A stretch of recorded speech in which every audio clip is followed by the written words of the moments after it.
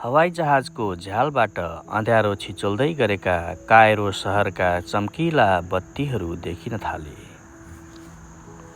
हाम्रा वरिपरि घर फर्कँदै गरेका इजिप्सियनहरू र उत्साहले भरिएका पर्यटकहरूको घुइँचो थियो। हामी अध्यागमनतर्फ अघि बढ्दै गयौँ। वेलकम टु इजिप्ट लेखिएको प्रवेशद्वारले स्वागत गर्यो। सम्भावित ठगी र ढिलासुस्तीबारे सुनेको भए पनि अध्यागमनको काम निकै सहज रूपमा सकियो। हामीले भिसा प्राप्त गर्यौँ। हाम्रा सामानहरू पनि ठिक समयमा आइपुगे। केही इजिप्सियन पाउन्ड साटेर हामी बाहिर निस्कियौँ। अब हामी बाहिर निस्क्यौँ इजिप्टको। यहाँ छोरीलाई होटलको म्यानेजरले खोलिदिएको छ। बाहिर यस्तो छ, मान्छेहरू घुमिरहेछन्। हाम्रो साथीले त्यहाँ लगाइरहेछ।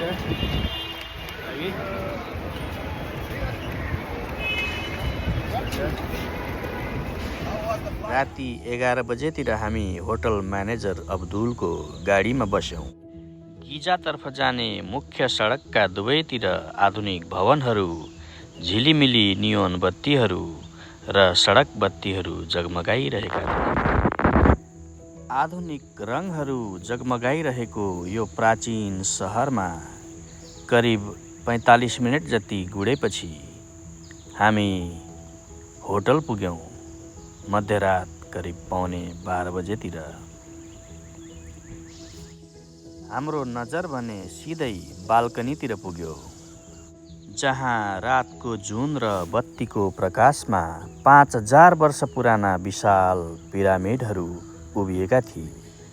खुफु, खाफ्रे र मेनकेरका ती संरचनाहरू मानव सभ्यता र समयका मौन साक्षी जस्ता थिए। यो दृश्य देख्दा वर्षाको थाकेको अनुहार पनि उज्यालो भयो। त्यो मरुभूमिको प्राचीन शान्ति भङ्ग होला कि जस्तै गरी बिस्तारै भनिन्, कति राम्रो रहेछ नि। त्यस क्षण हाम्रा यात्राका सबै थकानहरू हराएर गए। 5000 वर्ष लामो गौरवशाली इतिहास र हामी दुई एउटै आकाशमुनि उभिएका थियौँ। Good morning from Egypt, Cairo. बिहान उठेर बाल्कनीमा निस्किँदा बिहानीका घामले गिजाका ती महान पिरामिडहरूलाई रङ्गाउन थालिसकेका थिए। एकजना हँसिली इजिप्सियन सुन्दरीले हाम्रो बाल्कनीकै टेबलमा बिहानको खाजा ल्याएर राखिदिइन्। ताजा सलाद र फलफुल, परम्परागत इजिप्सियन पाउरोटी, चिज, जाम, तातो अमलेट र कुरुम कुरुम गर्ने फेलाफेलसँगै बाफ उड्दै गरेका कफीका चुस्कीको मजा लिँदै 5000 वर्ष पुरानो दृश्य हेर्दै बाल्कनीमा खाजा खानुको अनुभव संसारको कुनै पनि महँगो रेस्टुरेन्टले दिन सक्दैन थियो।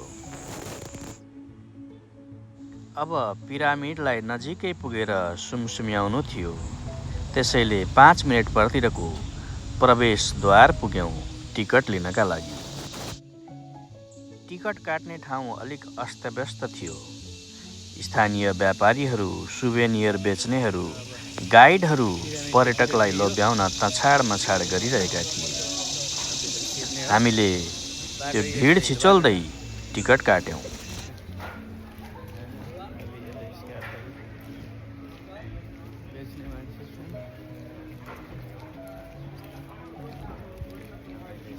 पिरामिड कम्प्लेक्समा छिर्यो। मेरो उचे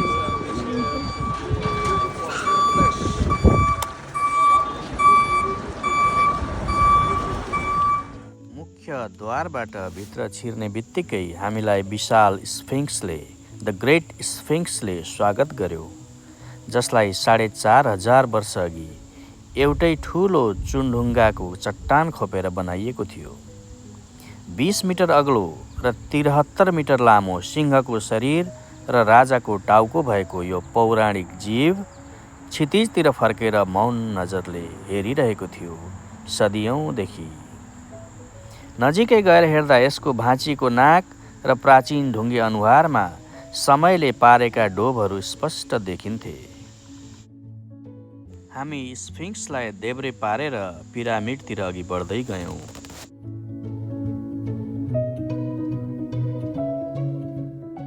पिरामिड ताकेर अघि बढ्दै गर्दा केही ऊँटहरू देखिए। ती ऊँट मालिकले बोलाउन थालिहाले। राइड द क्यामेल ओन्ली 100 पाउन्ड भन्दै थिए। इजिप्टमा दलाली गर्नुपर्छ भन्ने सुनेको र पढेको भएर मैले पनि दलाली गरिहालेँ। 50 pound, oil give you 50 pound भने। उनले सहमत हुँदै बोलाए र म ऊँटमा चढेँ। वर्षा र म पालै पालो ऊँटको ढाडमा सजाइएको गद्दीमा चढ्यौँ। लौरोको एकै इसारामा ऊँट आफ्ना लामा खुट्टा जुरुक्क उचाल्दै उठ्यो। हामीलाई मरुभूमिको बालुवाभन्दा निकै माथि पुर्यायो। त्यहाँबाट मरुभूमिको दृश्य अद्भुत देखिन्थ्यो। पिरामिडका चुचुराहरू हातैले छुन सकिने जत्तिकै नजिकै लाग्थे।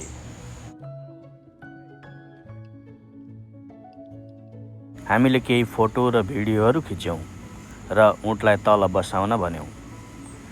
ऊँट घुँडा टेक्दै बिस्तारै तल बस्यो। मेरा घुँडा बालुवामा टेक्ने बित्तिकै ऊँट मालिकले बाटो छेके। होइन, प्रति व्यक्ति 100 पाउन्ड, जम्मा 200 पाउन्ड। भर्खरै 2 मिनट अघि 50 पाउन्ड भनेको होइन भनेर मैले भने। 50 पाउन्ड त ऊँट बसिरहेको बेला माथि बस्ने मात्रै हो, उनले नहडबडाइकन भने। त्यहाँको खेल कसरी चल्छ र कसरी ठगीको फन्दामा परिन्छ भन्ने थाहा भइसकेकाले पैसा दिएर हामी बाटो लाग्यौँ। खुफु पिरामिडको फेदमा पुगेपछि मैले एउटा भिडियो रेकर्ड गरेँ यसरी।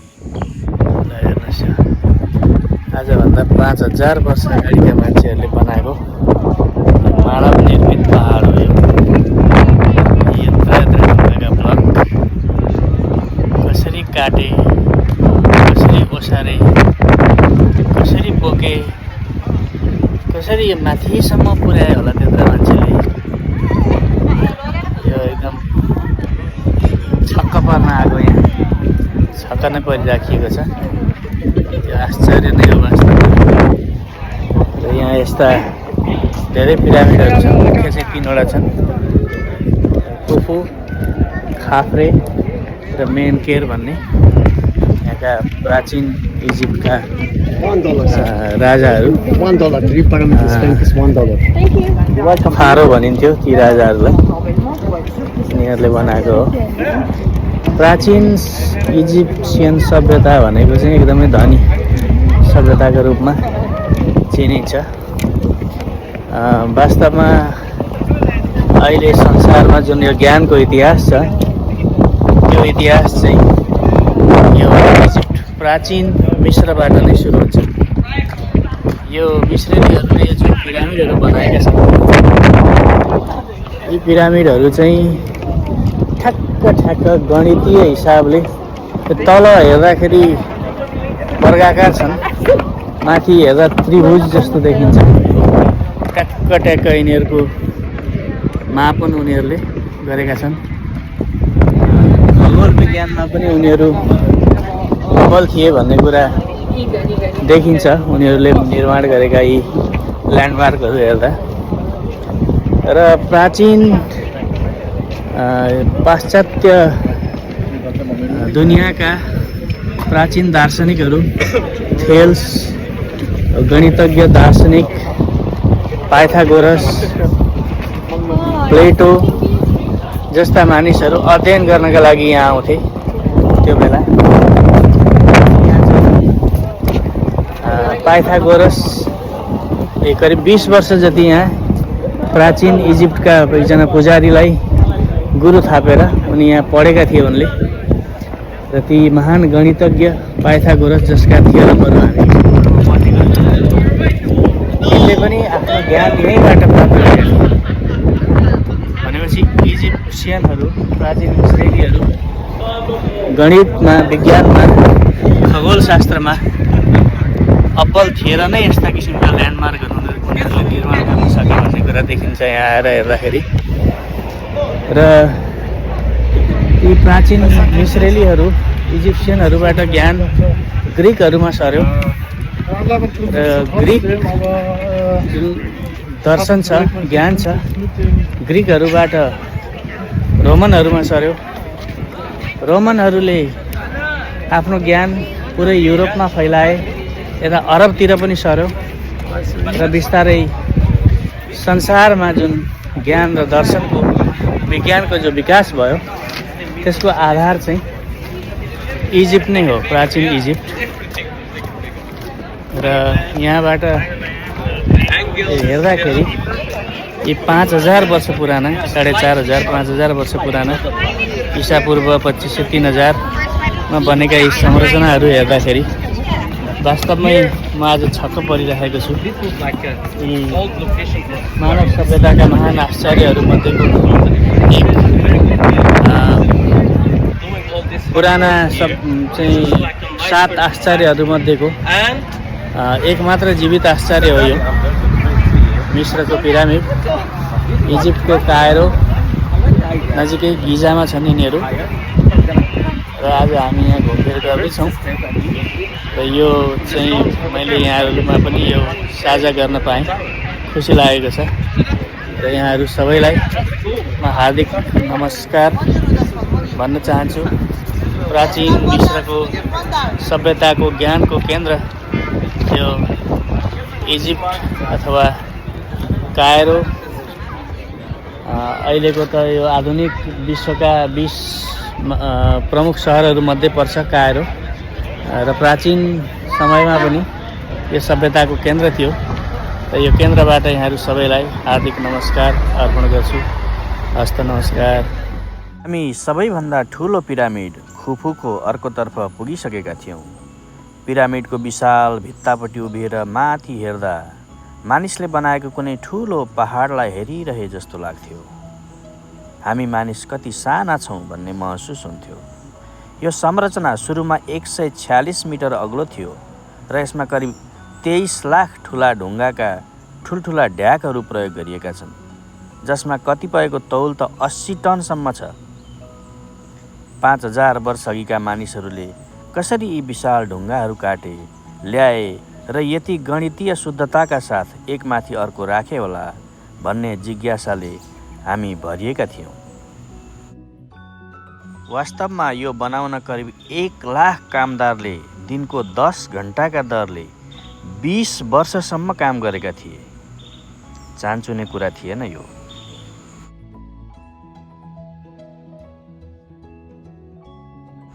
हामीले पनि ती पुराना चुनढुङ्गाहरू नजिकैबाट हेऱ्यौँ, देख्यौँ, छाम्यौँ, सुमसुमायौँ।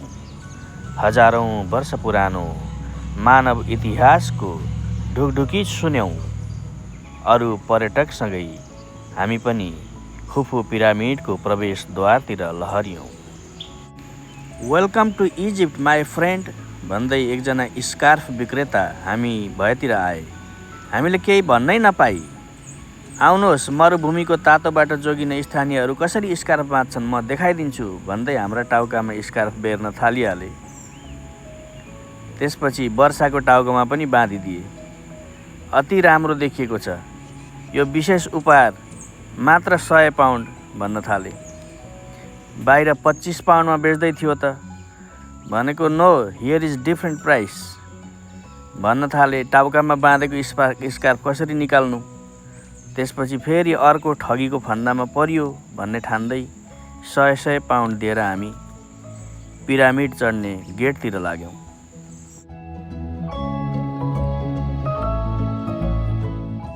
अर्कापट्टि मानिसहरूको भिड देखियो। खुफु पिरामिडको गर्भगृहभित्र जानेहरूको लाइन रहेछ त्यो। हामीले भिडलाई पछ्यायौँ र लाइनमा बस्यौँ। पिरामिड अफ खुफुको भित्र छिर्ने मान्छेहरू। $1, sir. Thank you. Good day.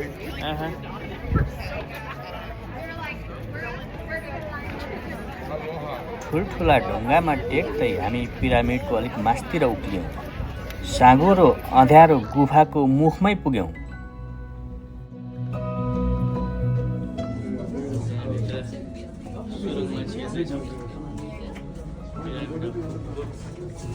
हैन सुरुङमा छिर्दैछौँ हामी। यस्तो लागिरहेको थियो कि म कुनै इतिहासको महान सुरुङभित्र बसिरहेको छु।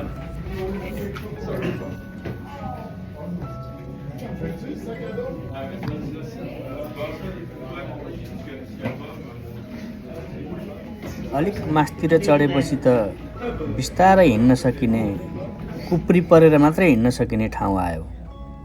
यस्तो अँध्यारो बाटोबाट फारो खुफुको मम्मी वा लास कसरी लगे होला भन्ने कल्पनामा डुब्दै हामी ठस ठस कन्दै थियौँ।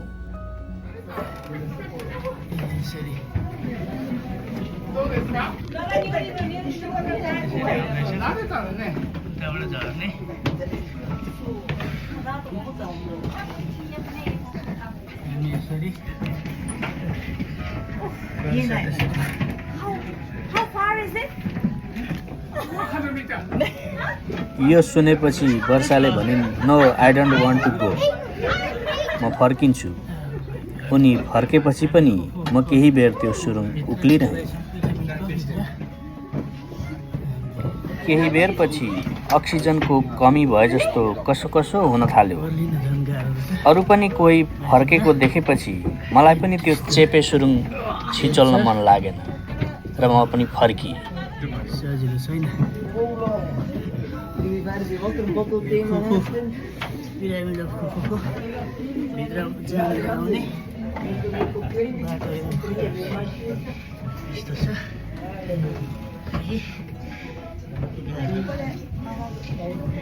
असिन पसिन हुँदै तल ओर्लेँ र शीतलताको श्वास फेरेँ। त्यसपछि हामी अर्को माइलो पिरामिड खाफ्रेतर्फ अघि बढ्यौँ।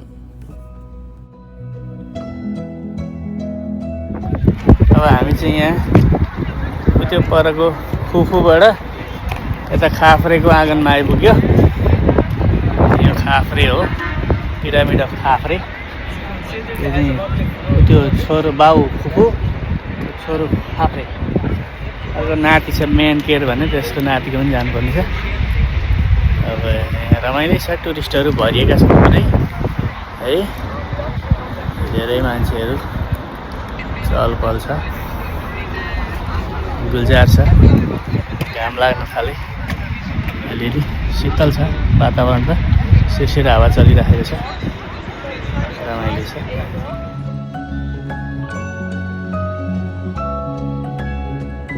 ल यो चाहिँ अर्को माइलो पिरामिड हो, पिरामिड अफ खाफ्रे।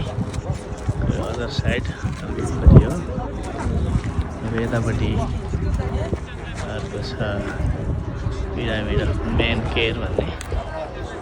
यहाँ सानो राति हो यो चाहिँ। त्यहाँदेखि उता पनि छन् पिरामिडहरू, धेरै छन् यो मरुभूमिमा। क्रिस्चियनहरूले यो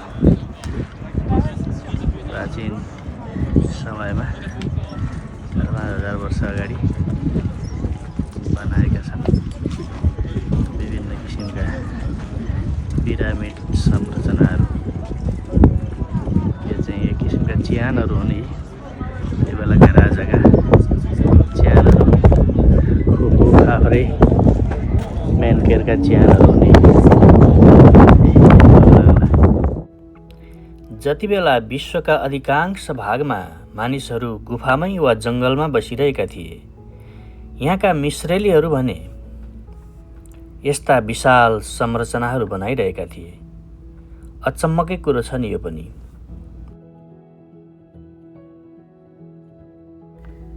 खाफ्रेभन्दा अलिक परतिरको अलिक सानो पिरामिड मेनकेरतिर जाने ऊँट बग्गीहरू पनि प्रशस्तै देखिन्थे। ऊँट र बग्गी चढेर जानका लागि ऊँट मालिकहरू, बग्गी मालिकहरू हामीलाई बोलाउँदै थिए।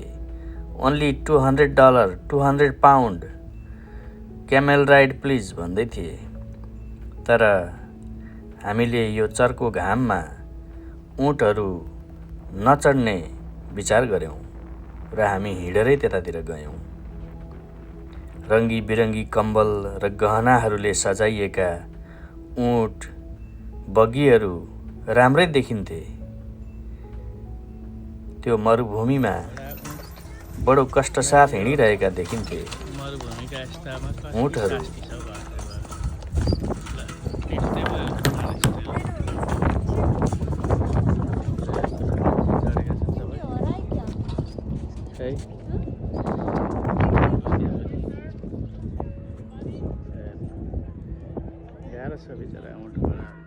हामी ती 3वटा मुख्य पिरामिडहरू हेरेर स्फिङ्क्स भएतिर फर्कियौँ। ऊँटका लस्करहरूसँगै हिँड्दै तल्लो छेउको बाटाले स्फिङ्क्सको मूल द्वारतिर पुर्यायो। भिडसँग बग्दै हामी पनि भित्र पस्यौँ।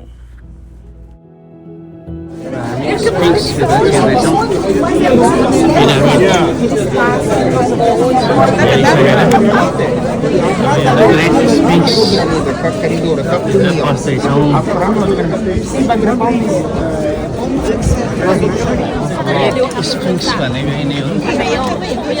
मान्छेको शिर शरीर प्राचीन इजिप्सियनहरूले बनाएको यो संरचना हो। पिरामिडहरू सँगसँगै बनेको संरचना हो यो। मान्छेको भिड छ नजिकै छ।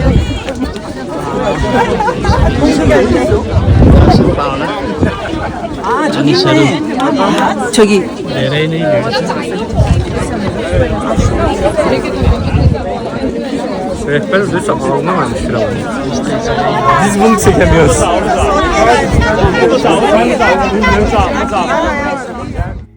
यो केवल हल्ला थिएन, संसारभरका भाषाहरूको कोलाज थियो। यो समयको चोट सहँदा सहँदा नाक भाँचिएकी र पुच्छर पनि चुडिएर लिँडे भएकी सिंहदेवीलाई दर्शन चढाएर हामी पनि बाहिर निस्कियौँ। गिजाको यो पिरामिड यात्रा केवल पर्यटन थिएन, यो त हाम्रो एउटा तीर्थयात्रा थियो। प्राचीन ज्ञान, इतिहास र ती मिश्रेली मानवहरूका क्षमताको दर्शनको यात्रा थियो। हार्दिक धन्यवाद। नमस्कार।